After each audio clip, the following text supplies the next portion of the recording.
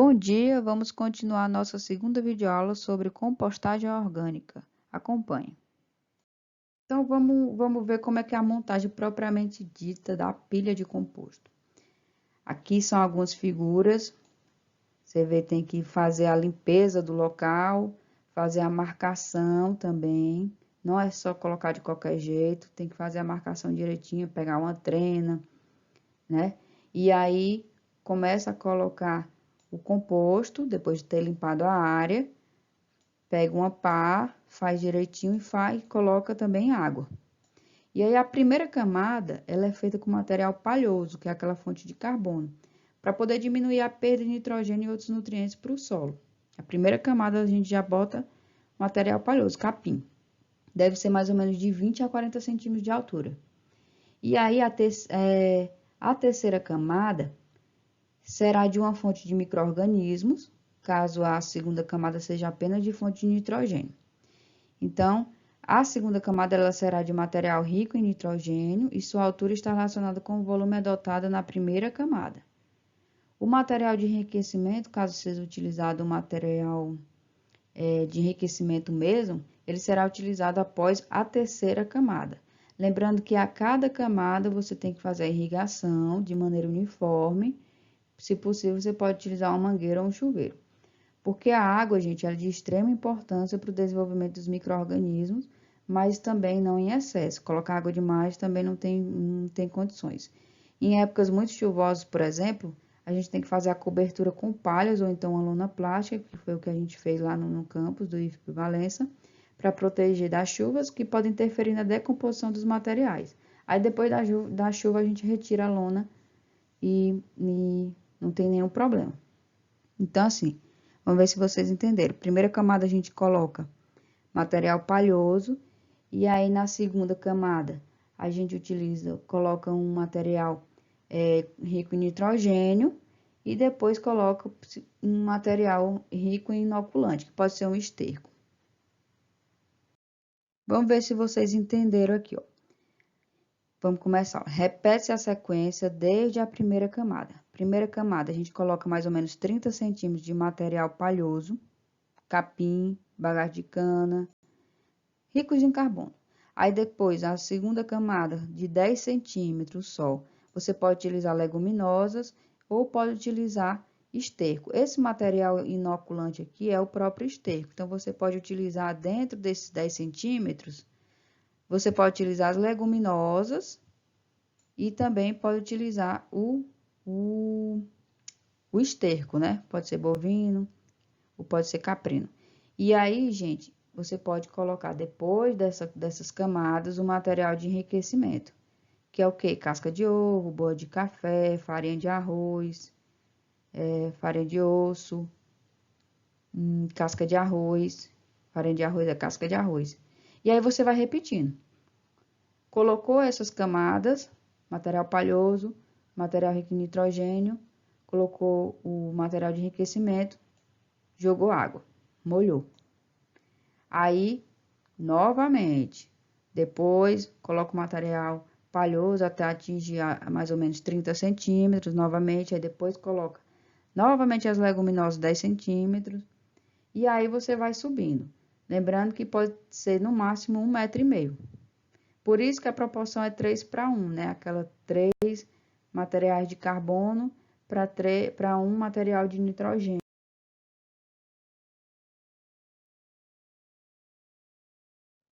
Em relação à formação da pilha, a gente pode se abrir um pouco as laterais, como pode ser visto nessa figura aqui, quando a pilha for subindo para uma melhor acomodação das camadas posteriores e facilitar assim a rega.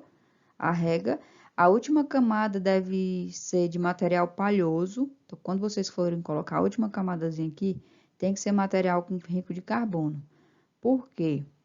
Porque permite uma proteção à perda de nitrogênio e também protege, né? O uso de uma rampa, no caso, como vocês podem ver nessa figura, facilita a subida do carrinho de mão para colocação do material sobre a pilha. E uma nova área pode ser também feita para o reviramento do composto. Tá aqui essa nova área, porque depois o composto vai ser virado e colocado para cá, para fazer essa viragem, essa marcação dessa nova área. E aqui mostrando proteção, né, com folhas de bananeira, para proteger realmente esse material aqui em cima. Na compostagem, ou processo de transformação dos resíduos orgânicos em adubo, dois estágios importantes podem ser identificados, prestem bem atenção. O primeiro é a digestão, que corresponde à fase inicial do processo de fermentação, na qual o material alcança o estado de bioestabilização. E depois tem o segundo estado, que é o de maturação, no qual a matéria-prima atinge a umificação. Então, a temperatura nas primeiras 24 horas que você faz a compostagem, após a montagem da pilha, ela pode se elevar rapidamente, chegando a mais ou menos 60 graus ou mais.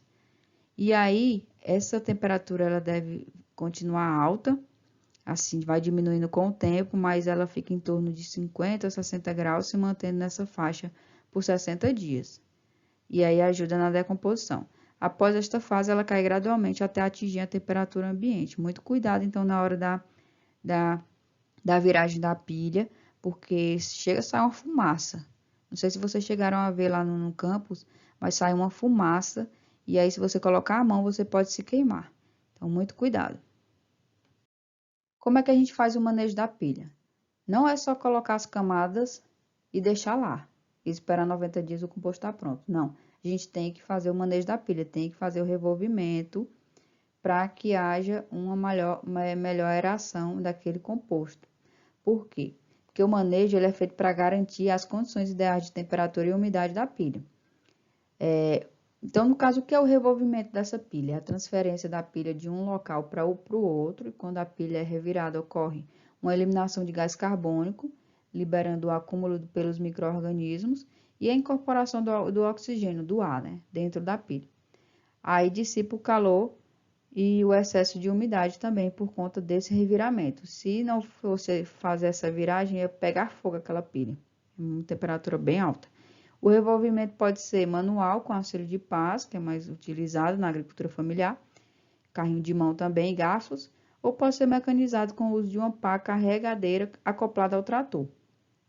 O primeiro reviramento, como é que a gente vai fazer? Desmancha a estrutura de camadas e homogeneiza o material e recolhe os materiais que ficam ressecados na parte externa da pilha para a gente colocar na parte interna. Então, a gente tem que revolver a pilha a cada 5 dias no primeiro mês e depois a cada 15 dias no segundo mês. Tem que fazer esse revolvimento para que o composto fique de qualidade e que consiga também rapidamente esse composto. Como é que a gente faz a verificação da temperatura? Porque na agricultura familiar é bem difícil a gente ter um medidor de temperatura de haste, é caro, né? Então, como é que a gente pode fazer? A faixa de temperatura na segunda fase do processo de decomposição é de 50 a 70 graus. Então, o aquecimento ele é desejável porque destrói as sementes e as ervas e elimina os micro-organismos patogênicos. Patogênicos é que causam alguma doença, que venha a causar alguma doença na planta. Por isso que essa temperatura alta é desejável. Ela poderá ser monitorada com o uso de um termômetro de haste ou com um uso de barra de metal, que é muito mais simples, como vocês podem ver nessa figura aqui. Vocês podem utilizar uma barra de metal, e aí, se vocês não aguentarem segurar por muito tempo essa barra, é porque a temperatura está acima de 45 graus. Mas tomem cuidado, viu? Por favor. Se conseguir segurar a barra de metal com facilidade, é porque a temperatura é menor que 45 graus. Então, se a temperatura se mantiver no ponto em que, estando quente, é possível colocar a mão, isto quer dizer que a composição ocorre normalmente. Então, aqui novamente, eu vou falar para vocês, ó. Se vocês conseguirem segurar a barra de metal com facilidade, é porque a temperatura é menor que 45 graus. E se a temperatura se mantiver no ponto em que, estando quente, é possível colocar a mão, isso quer dizer, então, que está ocorrendo a decomposição normalmente, tá?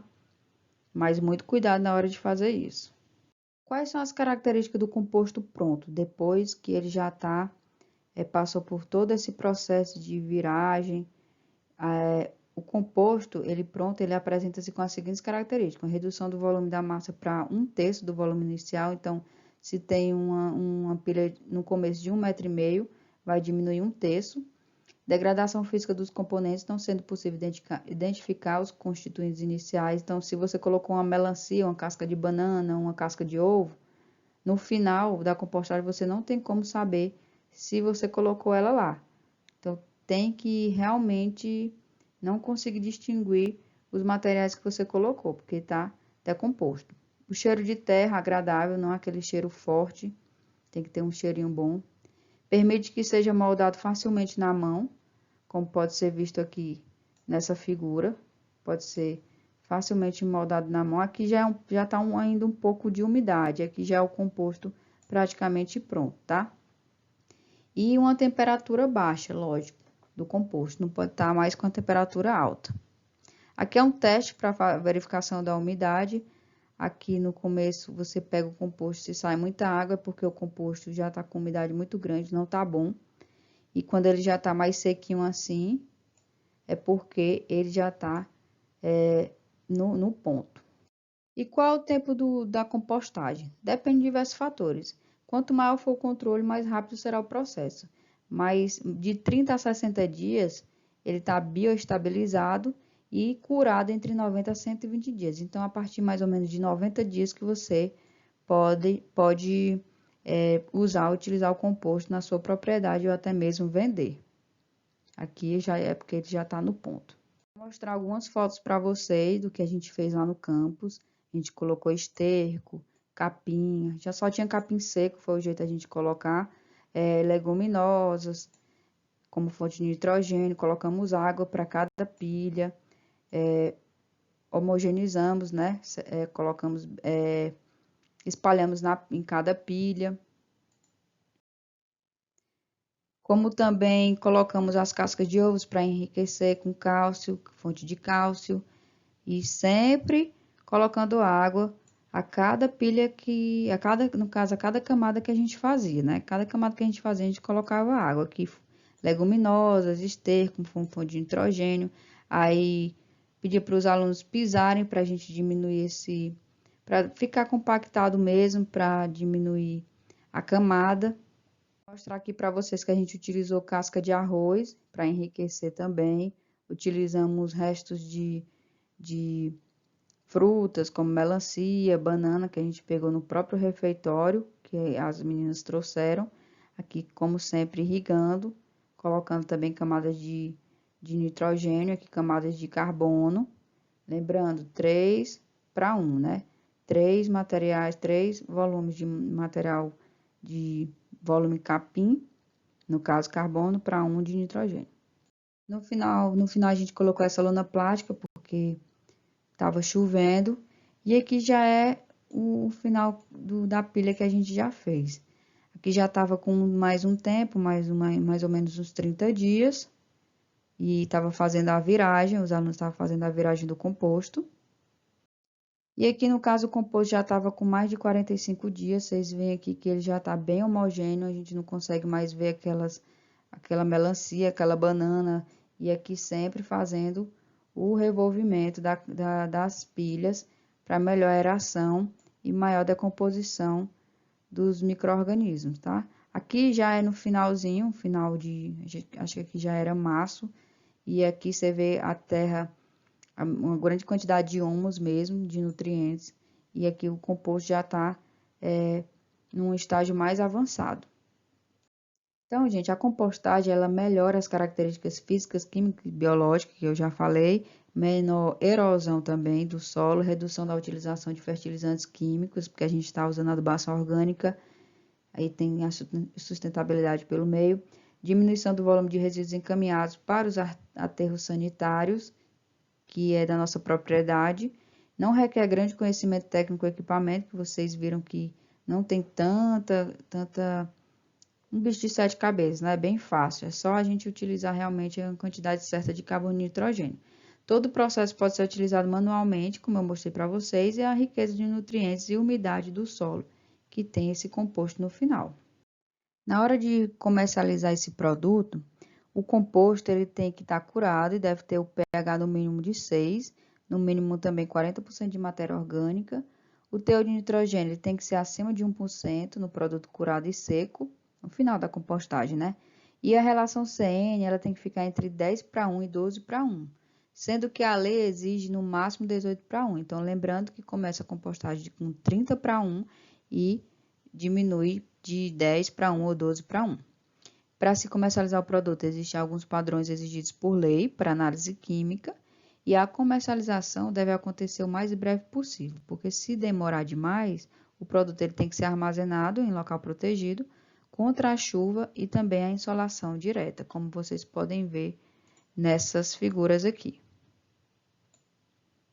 Para finalizar, gente, o substrato, no caso o composto final, da compostagem, ele pode ser utilizado no enchimento dos sacos, onde serão colocadas as mudas frutíferas ou então na parte de silvicultura. E a compostagem, gente, é mais uma alternativa para o planeta que pede socorro, porque tem todo o aproveitamento desses resíduos orgânicos que a gente produz na nossa propriedade e esses resíduos orgânicos que porventura podem ser, o pessoal joga fora, pode ser transformado em adubo e colocar nas plantas de forma realmente sustentável e realmente melhorar o meio ambiente, tá, gente? Então é isso, pessoal. Finalizamos nosso assunto sobre compostagem orgânica e até a próxima semana. Boa tarde a todos, bom dia, boa noite, até a próxima.